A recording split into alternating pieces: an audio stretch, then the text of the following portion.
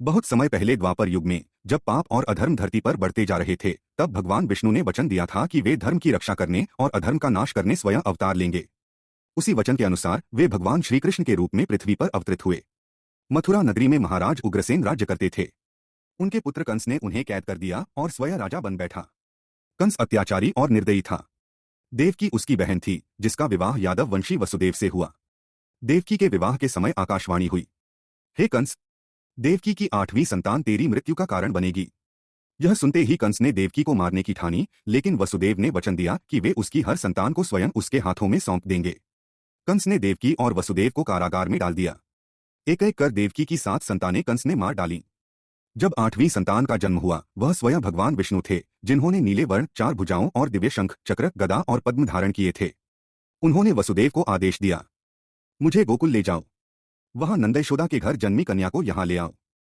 वसुदेव रात में कारागार के दरवाजे अपने आप खुल जाने पर शिशु कृष्ण को टोकरी में रखकर यमुना पार करके गोकुल पहुंचे। वहां उन्होंने नंद बाबा के घर जन्मी कन्या को ले जाकर कंस को सौंप दिया। गोकुल में कृष्ण यशोदा और नंद बाबा के लाडले बने। वे गोप बालकों के साथ खेलते, बांसुरी बजाते और बछड़े चराते। कृष्ण ने बचपन में ही असुरों का वध करना शुरू कर दिया। पूतना नामक राक्षसी दूध पिलाने के बहाने उन्हें मारने आई, लेकिन स्वयं मारी गई। शिशुपाल, तृणावर्त, बकासुर, अघासुर जैसे राक्षसों का अंत कृष्ण ने खेल खेल में कर दिया। यमुना नदी में कालिया नाम का जहरीला नाग रहता था, जिसकी वजह से जल दूषित हो गया था। कृष्ण ने नदी में कूदकर उससे युद्ध किया। अंत में वे उसके फनों पर चढ़कर नृत्य करने लगे और कालिया ने हार मान ली। कृष्ण को माखन बहुत प्रिय था।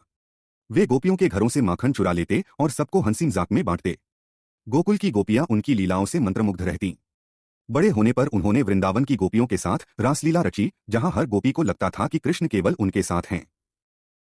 एक बार इंद्रदेव ने गोकुलवासियों पर भारी वर्षा बरसाई। तब कृष्ण ने अपनी छोटी उंगली पर गोवर्धन पर्वत उठाकर पूरे गांव को बारिश से बचा लिया।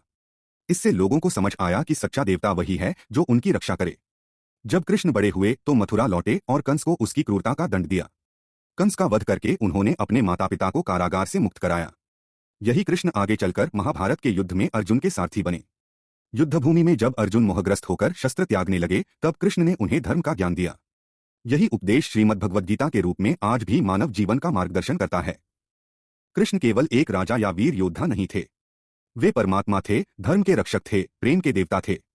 उनका जीवन हमें यह सिखाता है कि सत्य और धर्म की रक्षा करना ही जीवन का लक्ष्य है।